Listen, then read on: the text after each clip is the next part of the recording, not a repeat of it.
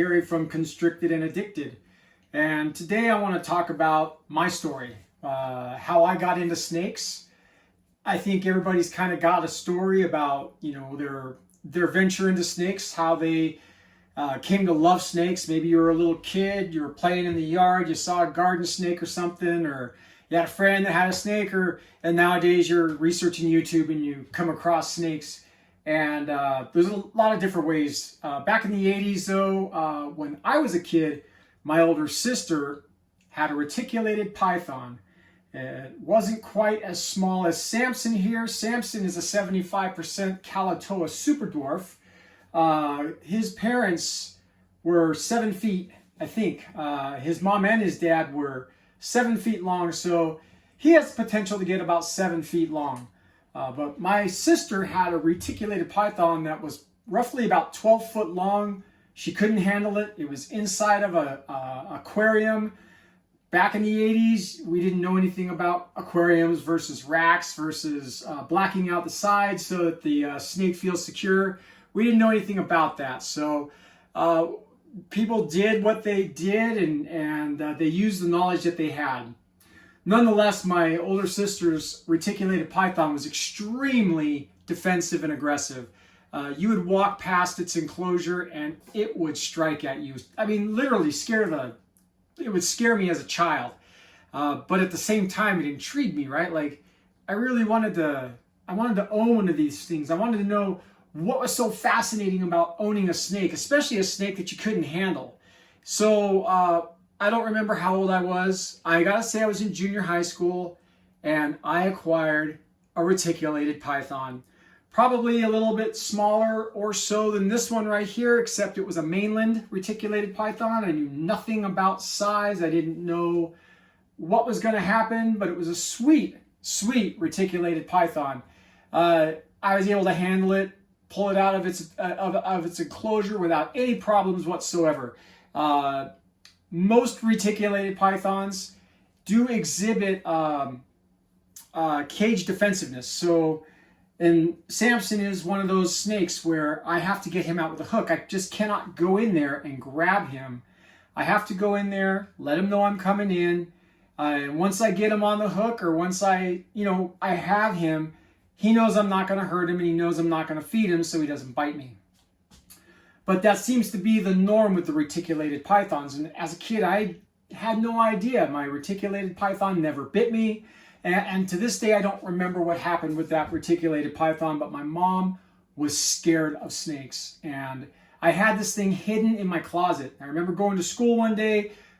Moms do what moms do. They clean out their son's closets. She looks up, and there's a reticulated python in an aquarium on the top shelf, and she about lost her cookies.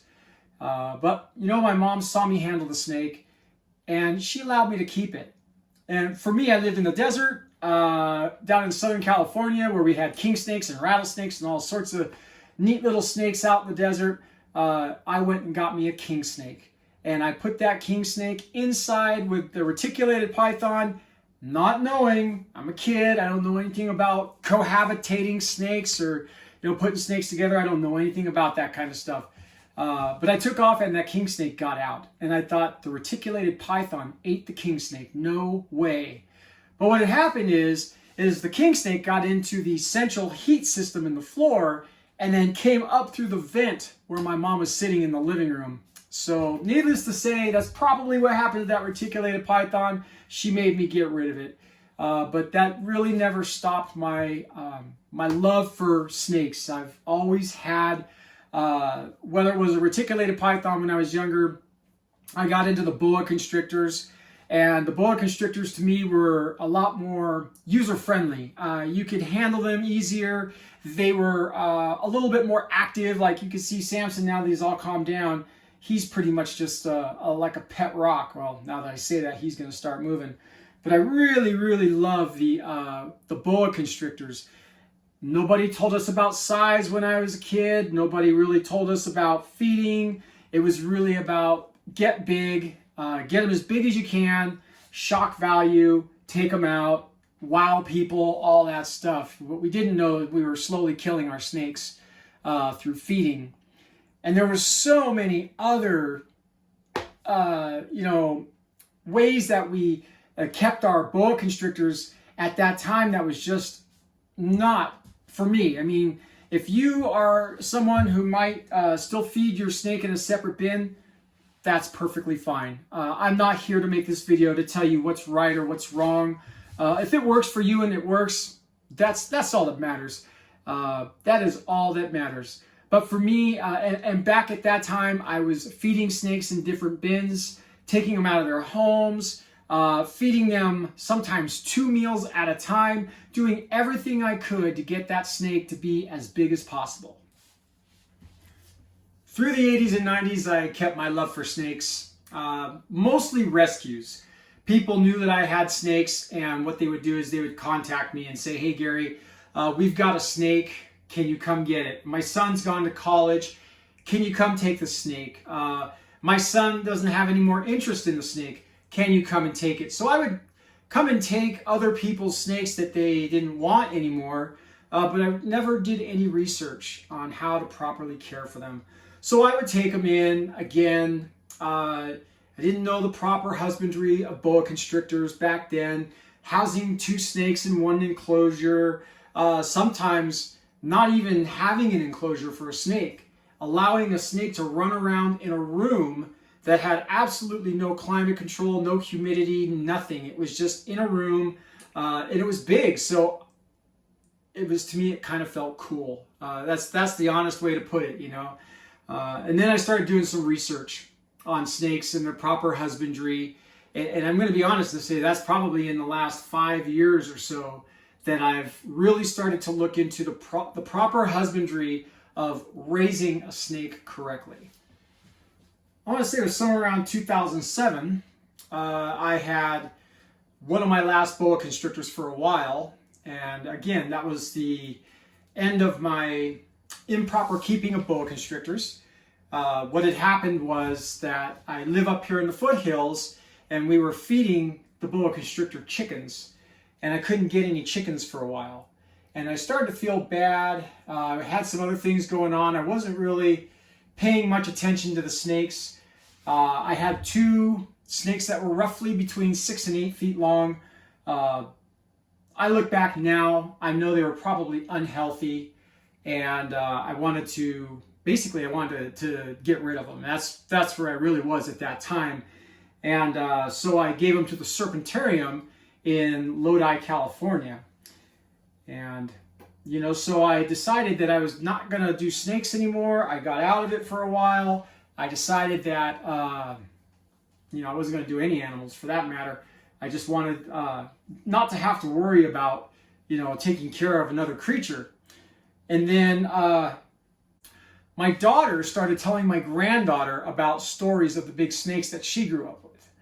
So my granddaughter comes up to me one day and she says, "Grandpa, Mom's told me about all of your big snakes," and she was really interested in getting a snake. So we started her off on a ball python. And the ball python, she really took to it. She was taking care of it. Ball pythons are kind of like pet rocks to me. I love them. I do have a couple here. But to me, they're not a very inquisitive animal. You pull them out, they just kind of sit on your hands, although I do have a couple, actually 1 or 2 of them that are not like that. Coconut is very inquisitive right now. But so we got into the ball pythons, and I just wanted to make sure that she was really serious about wanting to own a snake, if she was going to take care of it, if she was going to handle it, if she was going to pay attention to it. So we ended up going from 1 ball python to about 10 ball pythons. And from that time, she kind of grew out of it, I guess you would say. I was taking care of all the ball pythons. I bought a couple of black pastel pieds. I have a male and a female. I had got this grandiose idea that I was going to breed them and make all this money, make the black panda, do all that stuff. The coconut's being very crawly. And what had happened was I started going on Morph Market, and I started researching boa constrictors again. And I was telling myself, no, you can't do it. at this time, again, I didn't understand the proper husbandry of boa constrictors, but I had been researching the proper husbandry of the ball pythons. So I started to kind of think to myself, what if I start researching the proper husbandry of the boa constrictor, and maybe instead of I'll have more knowledge going into it this time. So I started watching people like Jason's Exotic Reptiles. I started watching people like Brian Boas, and I really started to see and understand how these guys had nice, healthy, roughly 5, 6, maybe 7 foot long snakes that weren't overly, large. They weren't these big, massive, round objects. These guys have muscular looking snakes.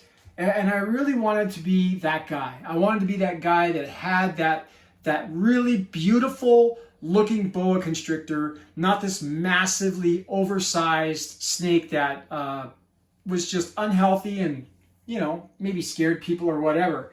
So I bought myself a common boa. I bought myself a jungle hypo, and I started there. So after having my common boa for a little bit, I decided, after watching Brian Boas especially, Brian is a locality boa constrictor enthusiast, I will call it. He really got me into the locality boa constrictors. I wanted to learn more about them. I really got into their husbandry and their care and the proper, husbandry of the snake.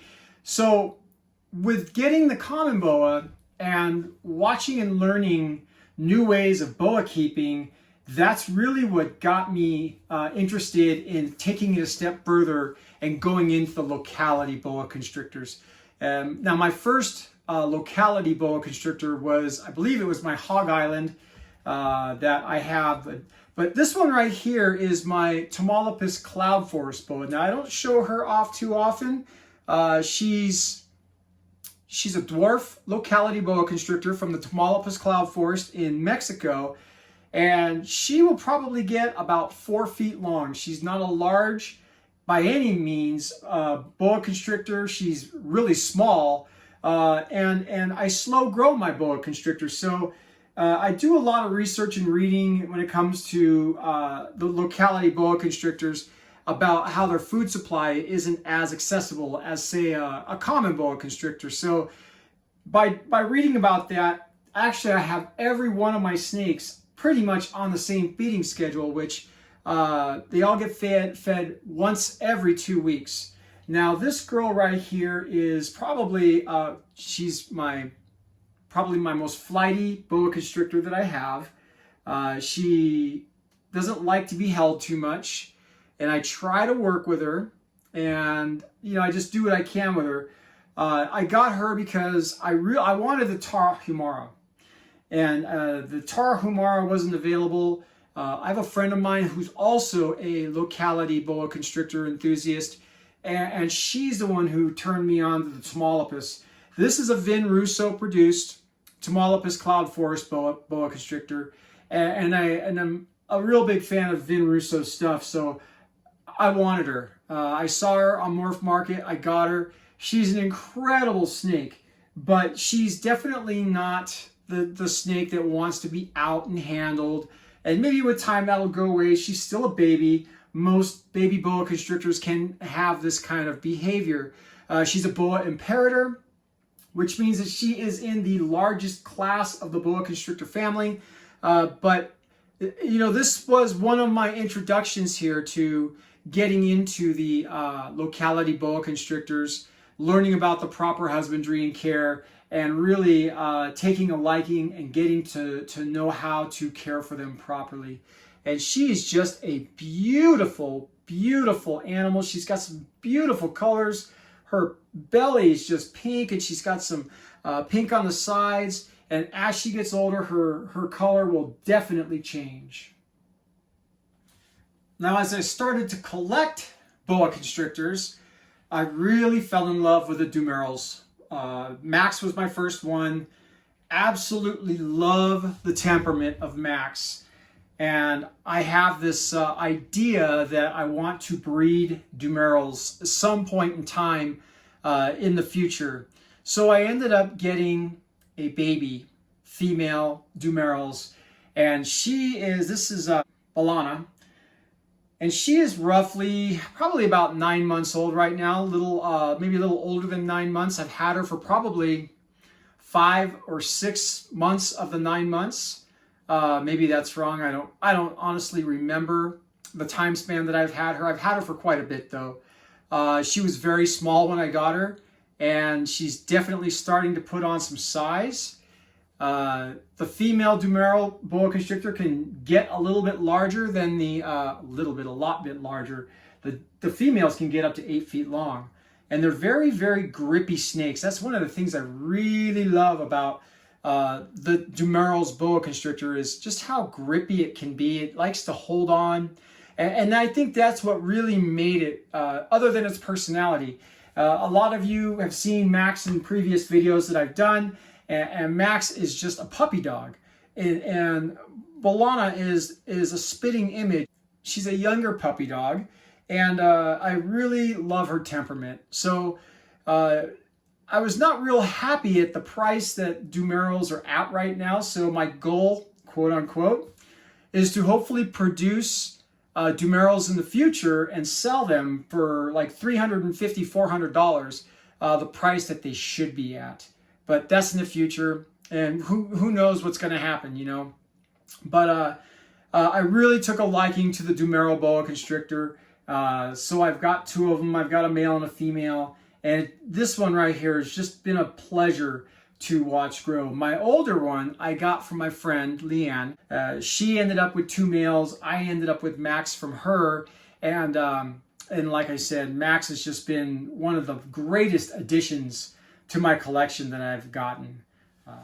So to get back on track with how I got into boa constrictors and the proper husbandry that I do today, the locality boa constrictors are really what got me interested in the proper husbandry and how to properly take care of them. I research videos all the time. One of the things I do go to the gym, and I'll spend time on an elliptical. And when I'm on that elliptical, that's when I like to focus out on the machine and start focusing in on boa constrictor videos. And again, Ben Cincy Snakes, he's another one that I'm a big fan of.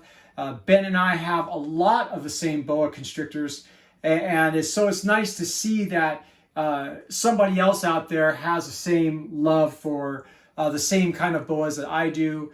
Again, Brian Boas. Brian is really the one that I've learned a lot about husbandry requirements and care, and I watch him constantly. And these are the things that I do and that I implement. And currently right now I'm housing 18 snakes. So for me, it's like a full-time job. It really is. I come home from work, first thing I'm doing is spot cleaning, checking poos, checking water dishes, doing all that stuff, getting everything the way it should be. I mean, these guys are, I love them. I love my boa constrictors. The love that I have for my boa constrictors today is stronger than I've ever had for any of my boa constrictors in the past. And I don't mean that, it's just different today. The way that I care for them, I truly care about how I care for them. Whereas before I really didn't care, because I didn't know, I didn't have the knowledge. I did everything I could to just basically grow the animal instead of trying to take care of the animal.